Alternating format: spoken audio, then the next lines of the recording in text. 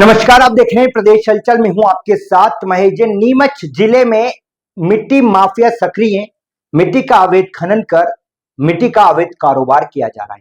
दूसरी तरफ कलेक्टर हिमांशु चंद्रा भी मिट्टी माफिया और अवैध काम करने वालों पर लगातार शिकंजा कस रहे हैं। प्रशासन की कलेक्टर के निर्देशों पर सख्त कार्रवाई देखने को मिल रही है। सिंगोली क्षेत्र में मिट्टी माफिया जो है राकेश दाकड़ सहित एक और अन्य व्यक्ति को धर दबोचा था। बीते दिनों कार्रवाई हुई थी जहां पर डंपर जब्त करे गए थे। मिट्टी खनन को लेकर बांदा क्षेत्र में बड़ी कार्रवाई हुई थी।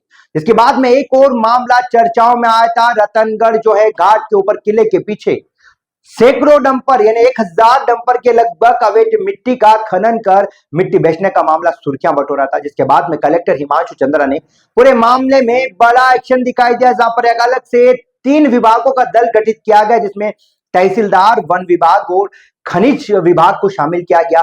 आज विभाग का अमला जो है पूरे मामले में जांच रिपोर्ट तैयार करने के लिए ग्राउंड जीरो पर पहुंचा। ग्राउंड जीरो पर जाकर रिपोर्ट तैयार करी, खनन की जगह का निरीक्षण किया गया। वन विभाग के जिस रास्ते से अवैध खनन को लेकर डंपर ले गए उस रास्ते की रिपोर्ट भी बनाई गई। वहीं जिन खेतों में अवैध खनन कर मिट्टी जो है सैकड़ों डंपर डाली गई वहां का भी मौका मुआवना किया गया। तस्वीरें ग्राउंड जीरो की प्रदेश हलचल दिखा रहा है आपको। खुद प्रदेश हलचल की टीम मौके पर प्रशासन के अमले के निरीक्षण के वक्त पहुंची। चौंका देने वाली तस्वीरें आई किस प्रकार से वन विभाग के रास्ते से होकर अवैध खनन के डंपर गुजरे, वन विभाग में रसीद कटाई गई। पहले सुनाते हैं आपको एसडीओ फॉरेस्ट का क्या कहना है पूरे मामले में। जिला खनिज अधिकारी महोदय द्वारा बनाई गई टीम के अंतर्गत एसडीओ फॉरेस्ट को भी उस टीम में सम्मिलित किया गया था। उसके तारतम्य में मैं आज इस टीम के साथ मौके पर पहुंचा हूं और मौके से पहुंचने के पहले भी मैं जहां पर खुदाई है उसी स्थल का भी हमारे द्वारा निरीक्षण किया गया है, जो कि वन क्षेत्र से 300 से 350 मीटर की दूरी पर होकर रेवेन्यू क्षेत्र या अन्य क्षेत्र में पाई गई है। सर, यहाँ पर मिट्टी जो लाई गई उसमें वन क्षेत्र में भी रास्ता बनाया गया, क्या कुछ स्थिति रही सर? अगर वन रास्ता बनाया गया तो हमारे वन परिक्षेत्र अधिकारी और सहायक वन परिक्षेत्र अधिकारी द्वारा जो शासन के नियमानुसार जो वन क्षेत्र मार्ग का जो उपयोग करना रहता है उसमें से जो निर्धारित शुल्क है उस शुल्क को जमा करवाने के पश्चात ही उनको अनुमति दी गई थी। सर, कितनी तारीख को रसीद काटेगी, क्योंकि घटना सामने आने के बाद बताया जा रहा है 14 तारीख को। अब ये तो मैं भी डिटेल में नहीं दे पाऊंगा क्योंकि मुझे भी अभी मैंने पूरा परीक्षण नहीं किया है। जिन लोगों ने रसीदें कटाई क्या उनके नाम टीम में शामिल होंगे, प्रशासन को बताएंगे? क्योंकि जिसने अवैध अगर रसीद कटी है तो नामजदी कटी है ना, तो वो तो शासन प्रशासन को सबको बताना पड़ेगा। जैसा कि आपने सुना, एसडीओ फॉरेस्ट अधिकारी का कहना है कि किस प्रकार से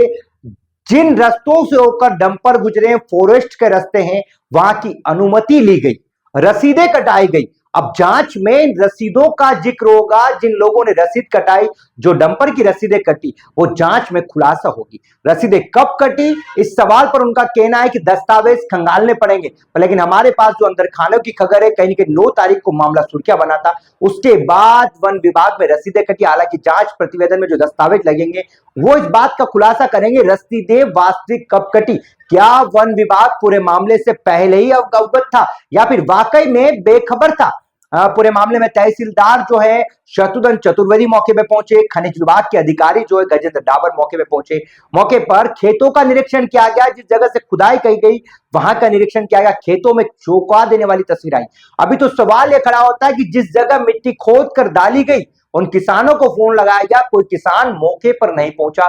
चौकीदार ने रास्ते बताए, उन रास्तों पर प्रशासन की टीम जैसे तैसे अपने वाहन लेकर पूरे अमले के साथ मौके पर पहुंची। मौके पर तस्वीरें देखी तो सैकड़ों डंपर मिट्टी का अवैध खनन सरकारी जगह से किया गया, वन विभाग के रास्तों से खेतों तक पहुंचाए गए। जिन खेतों में डाली गई, क्या वो सरकारी जमीन है या फिर निजी किसानों की जमीन? और निजी किसानों की जमीन है तो क्या किसानों ने खनन करा या फिर कोई राकेश नाम का जिस माफिया का चर्चा चल रहा है उस माफिया ने मिट्टी इन किसानों को बेची? हालांकि ये तथ्य तो जांच में खुलासा होंगे, क्योंकि प्रशासन की टीम कलेक्टर निर्देशों पर ग्राउंड जीरो पर रिपोर्ट तैयार कर रही है। हर पहलू पर बारीकी से जांच की जा रही है। चलिए सुनते हैं तहसीलदार और खनिज अधिकारी का क्या कहना पूरे मामले में। दरअसल रतनगढ़ के घाट में किले के पीछे जो जंगल है, फॉरेस्ट से लगी हुई जो ज़मीन है, वहाँ पर कुछ अवैध खनन की शिकायत मिली थी। तो आज फॉरेस्ट की टीम और खनिज और रेवेन्यू की टीम वहाँ पहुँची और पाया गया लगभग 150 से 200 डंपर वहाँ से मिट्टी खोदी गई थी।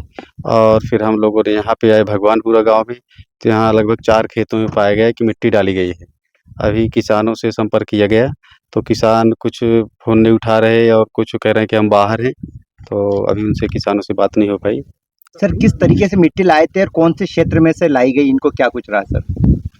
ये रतनगढ़ के जो घाट है, उसके पीछे जो किला है, किला के पीछे फॉरेस्ट से लगी हुई कुछ रेवेन्यू की ज़मीन है, तो वहाँ से वो यहाँ फॉरेस्ट के रास्ते से ले आए पीछे-पीछे, भगवानपुरा लगा हुआ है। सर ऐसे में फॉरेस्ट द्वारा बताया जा रहा है कुछ रसीदें भी काटी गई थी, ऐसे में आगामी जांच में क्या तथ्य शामिल होंगे, क्या रहेगा सर? अब वो रसीदें जिनकी काटी गई हैं वो उनका भी देखा जा रहा है, उनके नाम ले लिए गए हैं कि जिनकी रसीदें काटी गई हैं। ये डंपर के अलावा जो है जगह को भी समतल यहाँ पर किया गया है, वहाँ पे भी मिट्टी का उपयोग हुआ है, तो तकरीबन क्या देख पा रहे हैं आप, कितनी मिट्टी जो है उसमें बिछाई गई होगी? लगभग बताया ना कि जहाँ हमने वहाँ भी देखा जहाँ खोदी गई है और यहाँ पर भी देखा, लगभग 150 से 200 डंपर की मिट्टी है। जांच दल गठित किया है जिसमें खनिज राजस्व और फॉरेस्ट के दल संयुक्त बनाया गया, जिसके साथ हम लोगों द्वारा जांच की गई है, जिसमें जो है शासकीय भूमि पे खनन होना पाया गया है। लगभग 150 से 200 डंपर का खनन है और साथ ही हम लोगों ने वहाँ से जो मिट्टी का खनन हुआ है उसको परिवहन फॉरेस्ट की रेंज से होते हुए यहाँ भगवानपुरा क्षेत्र में डाला गया है, उसका भी हमारे द्वारा निरीक्षण किया गया है, तो मिलान किया जा रहा है। जगह किसकी है ये अभी देखा जाएगा? हाँ, उसी संबंध में भी शासकीय रिकॉर्ड से मिलान करेंगे, उसके बाद ही आगे की कार्रवाई की जाएगी। मिट्टी खोद के कौन से रास्ते से लाए गए और क्या क्या तथ्य मिले हैं जांच में सर? ये जो है कि रेवेन्यू की जमीन से खनन हुआ है और फॉरेस्ट रेंज से होते हुए यह क्षेत्र में डाला गया है। इस संबंध में वन विभाग से भी जानकारी ली गई, उनके द्वारा बताया गया कि कुछ रसीदें काटी गई है, तो उसका भी हम लोग जानकारी लेकर मिलान कर रहे हैं। हाँ, जहाँ पर खनन हुआ है ऐसा बताया जा रहा है करीब 800 से 1000 डंपर का खनन हुआ है। अभी आकलन कर रहे हैं हम, एग्जैक्ट आकलन अभी हुआ नहीं है।